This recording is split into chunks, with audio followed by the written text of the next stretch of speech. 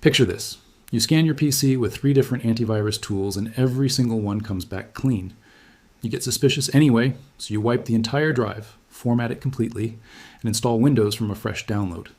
A week later, the exact same files are vanishing. The exact same mystery process is reconnecting to a server on the other side of the planet. You kill it, it comes back. You reinstall again, it comes back. At this point, most people start questioning their own sanity. You're not losing it, and you're not missing some obvious setting buried in a menu somewhere. What you're dealing with is a category of infection that doesn't live on your hard drive at all, which is exactly why wiping the hard drive never fixes it. It lives one layer below your operating system, in a chip soldered onto your motherboard, running code before Windows exists, before your antivirus wakes up, before anything you were ever taught to rely on gets a chance to do its job. And here's the part that should genuinely concern you. This used to be something only spy agencies worried about. In 2026, it isn't anymore.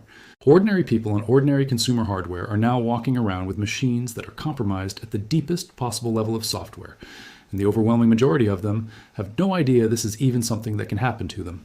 This is the story of firmware malware, the kind of infection that survives a full reinstall, survives a complete drive wipe, and that the National Security Agency itself has described using 3 words: unstoppable, unkillable, unpatchable. That phrasing didn't come from a clickbait headline. It came straight out of an official NSA guidance document. Stick with this video and you'll walk away understanding exactly how this works, who's actually behind it, how widespread it has become, and whether there's anything real you can do about it. If you're new here, welcome to Nolan Tech. We put out videos like this regularly that dig into the tech stories that actually matter to you. So if that sounds like your thing, go ahead and subscribe and turn on notifications so you don't miss the next one. To really get why this threat is different from basically anything else you've dealt with, you have to understand a part of your computer that almost nobody ever thinks about. When you hit the power button, Windows is not the first thing that springs to life. Not close. Long before your desktop appears, before any icon loads, before a single security program even has the chance to boot up, your machine is already executing a separate piece of software baked directly into a chip on the motherboard.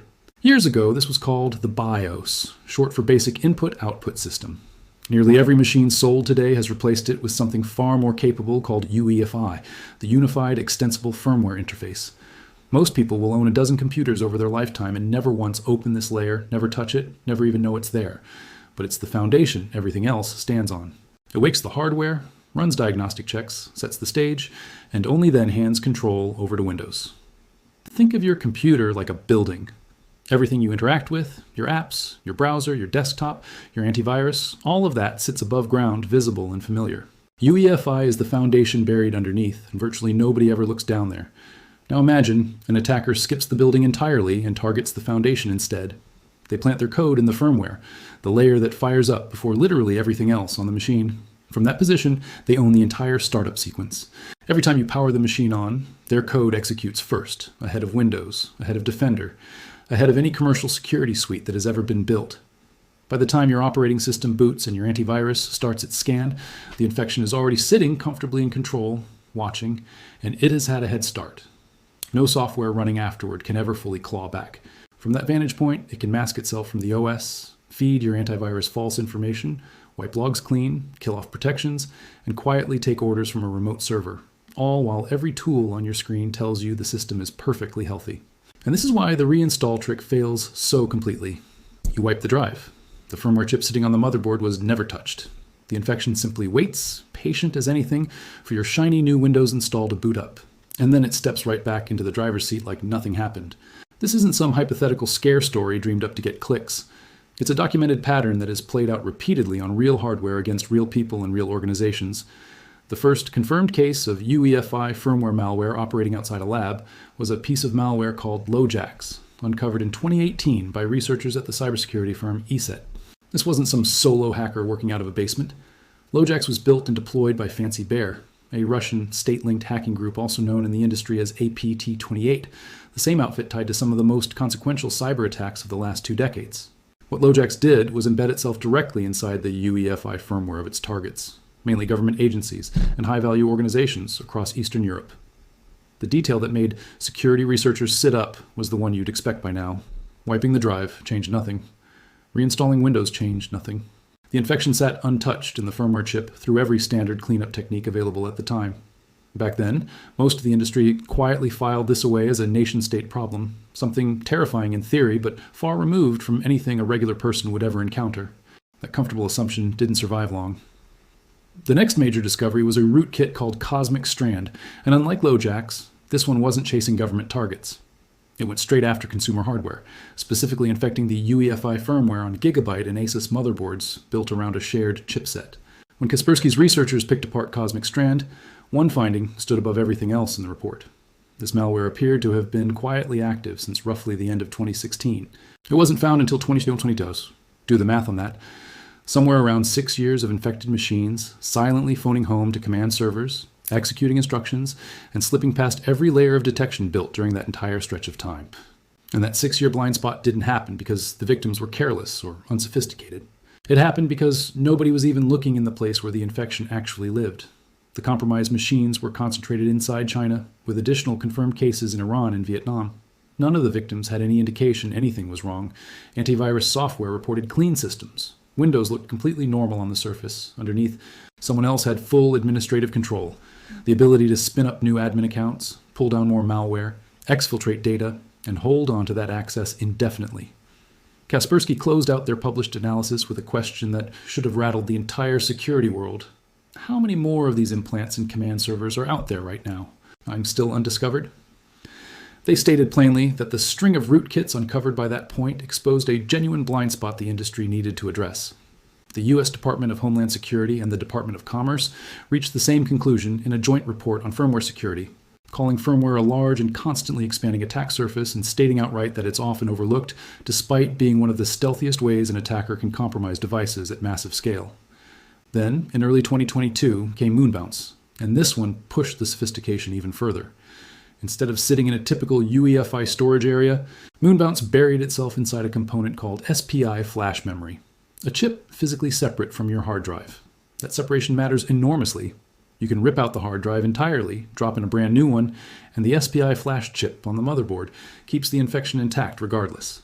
Kaspersky's team, who dissected this one too, described MoonBounce as more advanced than both LoJax and CosmicStrand because of how subtly it altered legitimate firmware components. It slipped its malicious logic in while keeping the normal boot sequence looking completely untouched, so anyone inspecting the system would see behavior that appeared entirely routine. Researchers attributed MoonBounce to a nation-state actor, and it was aimed at high-profile individuals and organizations in the technology and defense industries.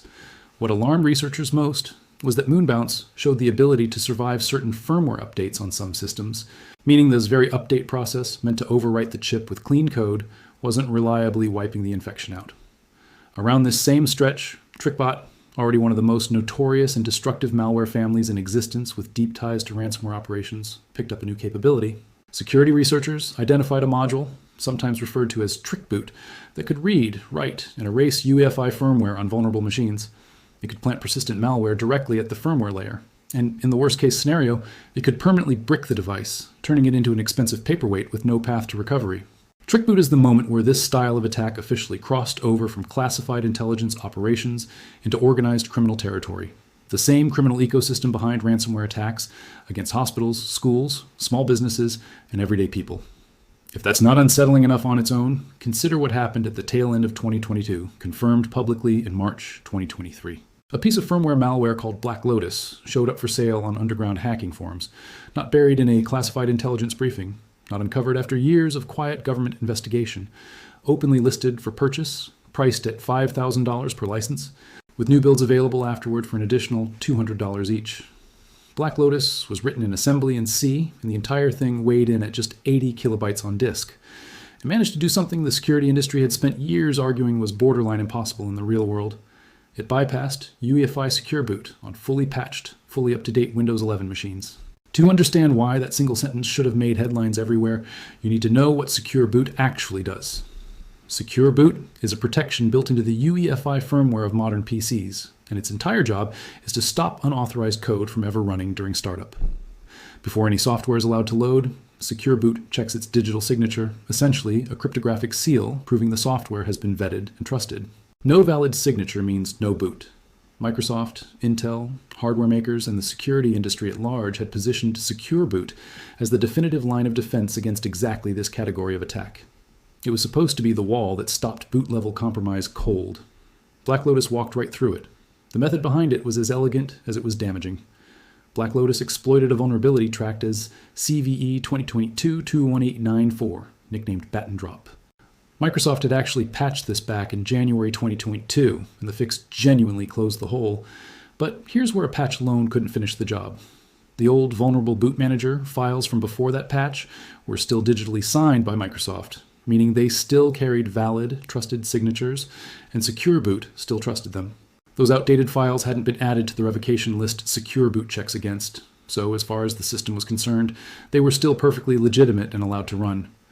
BlackLotus simply carried its own copy of those old, legitimately signed but vulnerable files along with it, used them as a stepping stone, exploited the flaw inside them, bypassed Secure Boot entirely, and planted itself in the EFI system partition where it would automatically run on every single boot from then on.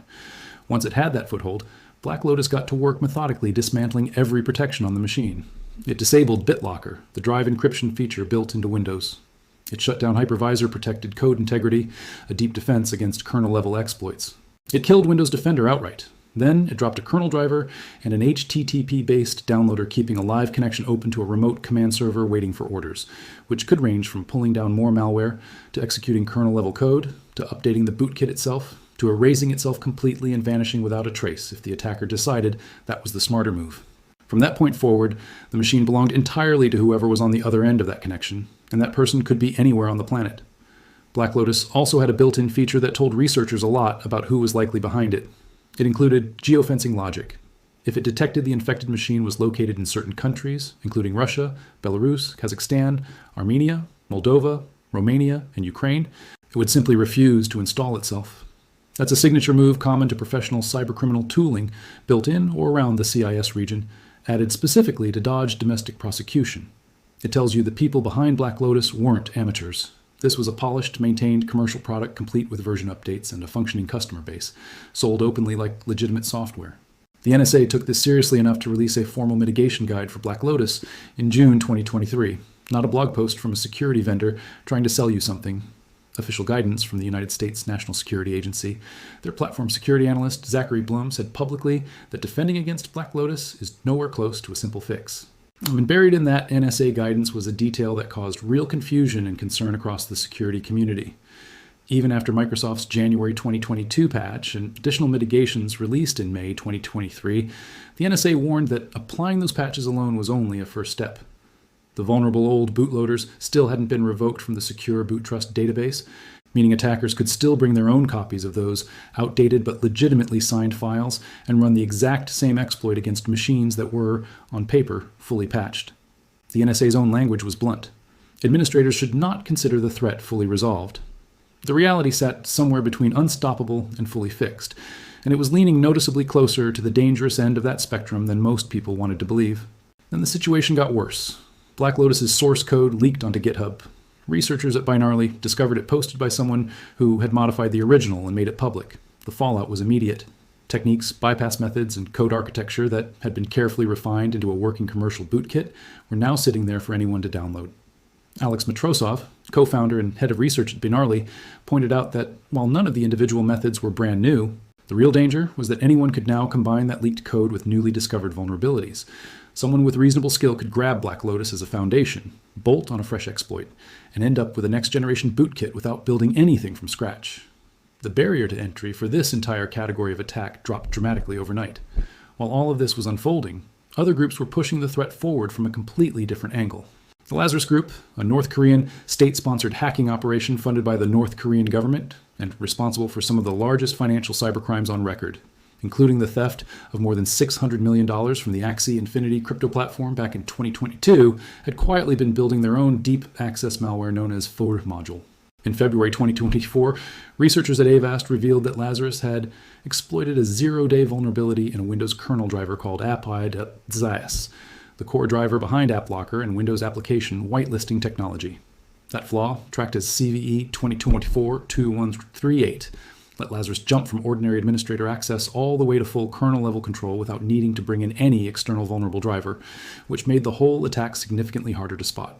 From that kernel foothold, FUD module went to work disabling Microsoft Defender, CrowdStrike Falcon, OnLab v3 endpoint security, and Hitman Pro, using a technique called direct kernel object manipulation to selectively switch off security mechanisms while keeping the rest of the system looking perfectly ordinary. Then, in August 2024, Lazarus was caught exploiting yet another zero-day, this time in a default Windows component called afd.sys, the ancillary function driver for WinSock, present on essentially every Windows machine out of the box. No external driver needed, nothing sitting on a watch list waiting to get flagged, just a hidden flaw in a component Windows itself already relies on, weaponized to deploy FUD module, and lock in persistent kernel access on targeted systems. Avest's researchers called FUD module one of the most complex tools in Lazarus's entire toolkit, actively developed and gaining new capabilities with every version, deployed selectively so it wouldn't get burned by overexposure. The targets weren't random either. Cryptocurrency professionals, aerospace engineers, and defense sector employees, lured in with fake job offers before FUD module locked in access, that ordinary security software simply couldn't detect or remove. If you're finding this useful so far, take a second to hit like and subscribe to Nolan Tech. It genuinely helps the channel keep producing deep dives like this one, and there's still a lot more you need to know before this video wraps up. In December 2025, new research widened the picture even further. Security researchers at Certorus disclosed a batch of new UEFI firmware vulnerabilities, affecting motherboards from ASRock, Asus, Gigabyte, and MSI. These flaws allowed attackers to carry out early boot attacks before any operating system security mechanism ever had the chance to load. The scale of what was affected is staggering. Gigabyte boards running Intel Z890, Z790, and Z690 chipsets, along with AMD X870, B850, B840, X670, and B650 series boards. MSI boards on Intel 600 and 700 series chipsets. ASRock boards spanning Intel 500, 600, 700, and 800 series chipsets. Asus boards on Intel Z490, Z590, Z690, Z790, and the W Series 90 chipsets. These aren't niche budget parts nobody buys. These are mainstream boards sitting inside hundreds of millions of active Windows machines right now, including plenty of gaming and enthusiast rigs. Firmware updates addressing these flaws were rolled out afterward, but the sheer scale of this disclosure, hitting nearly every major motherboard vendor at once, reinforced a point researchers have been repeating for years. The firmware attack surface is massive, it touches nearly everyone, and new serious flaws keep turning up inside it. Earlier in 2025, 3 additional secure boot bypass vulnerabilities surfaced. One called Hydrophobia, tracked as CVE 2025-4275, was found inside H2O firmware, which ships across a huge range of devices from many different manufacturers. Another, CVE 2025-3252, turned up in a UEFI module actually signed by Microsoft's own third-party certificate, the Microsoft Corporation UEFI CA 2011 certificate, a certificate trusted by most x86 systems and Linux distributions. That flaw exploited memory corruption inside the module to let attackers disable secure boot outright by overwriting a specific security flag and then run unsigned code during system initialization, creating a stealthy persistence mechanism where Windows would keep reporting secure boot as enabled, even though the boot process had already been quietly compromised. Microsoft blacklisted the vulnerable module in its June 2025 Secure Boot update, but any system that hadn't applied that update stayed exposed. A third flaw, CVE 2025-47227, affected Linux systems in ways that could potentially be leveraged on other platforms too, by abusing the shim loader signed under Microsoft's third-party certificate authority to bypass secure boot protections. What ties these 3 together is telling. The weaknesses aren't in Secure Boot's design itself. They're in the long, sprawling chain of signed software Secure Boot has to trust. That chain includes thousands of signed boot components from hundreds of vendors, and revoking a compromised signed component isn't something that can happen instantly, because revoking the wrong thing risks bricking legitimate machines at scale. In the gap between a vulnerability getting discovered, a patch getting released, and the actual revocation of the affected files, machines stay exploitable. Even ones running fully updated, fully patched copies of Windows now stop and consider something the CosmicStrand researchers raised, and that nobody has definitively answered since. They floated the idea of what's called an interdiction attack, where hardware gets compromised, not after it reaches your hands, but before it ever leaves the factory. Firmware on a motherboard could theoretically be tampered with somewhere along the supply chain, between the point of manufacture and the point it lands in your delivery. You'd open the box, set the machine up, watch everything look completely normal, install your security software, run scan after scan, and get a clean result every time. Meanwhile, the firmware sitting on your motherboard, burned in before it ever left the factory floor, could already be running malicious code, establishing outbound connections, quietly siphoning data, or simply sitting patiently, waiting for an order from somewhere across the globe. This isn't idle speculation for shock value. The researchers explicitly named it as a scenario they couldn't rule out with CosmicStrand, because they were never able to fully pin down how the rootkit ended up on the targeted machines in the first place. So where does that leave you, sitting at home in 2026 in front of your own Windows machine? The honest answer is uncomfortable, but it's not a reason to spiral, and it's worth holding both of those truths at once. The threat itself is absolutely real. The NSA has confirmed it in writing, ESET confirmed it, Kaspersky confirmed it. Microsoft has had to build firmware scanning directly into Defender for Endpoint specifically because ordinary antivirus scanning simply cannot see down to this layer. That scanning uses a component called a UEFI anti-rootkit, which reaches the firmware through the serial peripheral interface to look for anomalies inside SPI flash memory. Firmware scanning is now a standard feature in enterprise-grade endpoint security products, and it exists purely because firmware attacks have become common enough to demand it. Here's the reassuring part. The odds of an average home user getting specifically targeted by a state-sponsored firmware rootkit today are genuinely lower than the odds of running into ordinary, everyday malware. Groups with access to these advanced tools still tend to aim them at high-value targets, where the payoff justifies the enormous effort involved in building and deploying this kind of infection. But a handful of things have shifted recently that make that comfort a little less absolute than it used to be. BlackLotus sold commercially for $5,000, which in the world of serious cybercrime is not a huge sum. Criminal groups with far less capability than a nation-state can now get their hands on bootkit-level technology. The source code sits publicly on GitHub. The techniques are documented in detail. The barrier to combining existing methods with freshly discovered vulnerabilities keeps dropping, and every year the trend line points the same direction, toward these attacks becoming more accessible, more capable, and more widely deployed. The practical defenses that actually matter break down into layers, and understanding why each one helps makes them far easier to actually follow through on. Keeping secure boot enabled still matters, even though it clearly isn't airtight because it raises the difficulty bar meaningfully. Exploiting a secure boot bypass requires specific conditions an attacker has to meet, and every hurdle you add matters. Keeping your UEFI firmware updated through your motherboard manufacturer's official tools is genuinely one of the most important habits you can build, because manufacturers regularly ship patches that close known holes, and leaving a known flaw unpatched is leaving a door propped open on purpose. Staying current with Windows security updates matters for a very specific reason tied to this exact threat. Because many of the pathways attackers use to gain the elevated access needed to plant a bootkit run straight through Windows vulnerabilities, and patching those closes off the stepping stones before they can ever be used. Choosing hardware from manufacturers that build in dedicated firmware protections gives you an extra layer purely software solutions can't replicate. Things like HP's Sure Start technology, which monitors firmware integrity from its own dedicated hardware controller and can restore firmware to a known clean state if tampering is detected, or Intel BootGuard, which establishes a hardware-enforced root of trust that blocks unauthorized modification of early boot code. The TPM chip required for Windows 11 also plays a real role here, recording measurements of every software component loaded during boot and flagging when that chain has been altered, giving security tools an actual way to spot tampering in the boot process.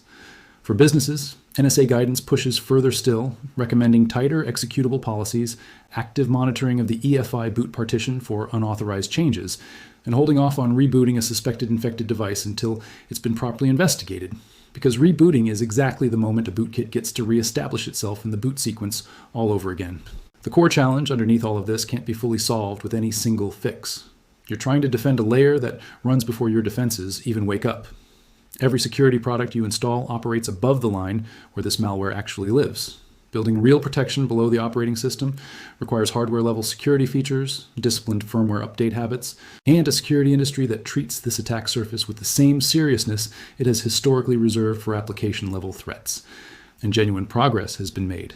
Detection capability in 2026 is meaningfully better than it was back when CosmicStrand was running undetected for 6 straight years. Microsoft has UEFI scanning built in now.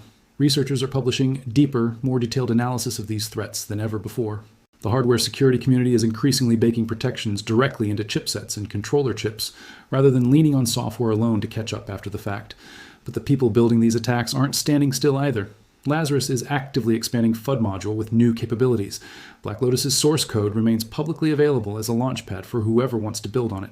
New secure boot bypass vulnerabilities keep surfacing at a pace that suggests the underlying trust chain has structural weaknesses that patches alone will never permanently close. The Department of Homeland Security called firmware a large and ever-expanding attack surface. That description was accurate when it was written, and it's just as accurate now. The single most important thing to take from all of this is exactly what the CosmicStrand researchers wanted the entire industry to absorb when they published their findings. There's a blind spot, and it has existed for a long time. The reason these attacks stayed invisible for years wasn't because they weren't happening. It's because nobody was looking in the right place. Looking below the operating system is uncomfortable because it forces you to face a part of your machine you can't easily inspect, patch, or fix through the tools you already know. But that discomfort is precisely what makes it the most attractive hiding spot for the most capable attackers on the planet. This is the layer that survives the reinstall, survives the wipe, survives every fresh start you throw at it. And understanding that it exists is genuinely the first step toward defending yourself against it. If you found this video helpful, don't forget to like it, subscribe to Nolan Tech, and turn on notifications so you never miss the next deep dive. What's the first thing you're going to check on your own PC after watching this?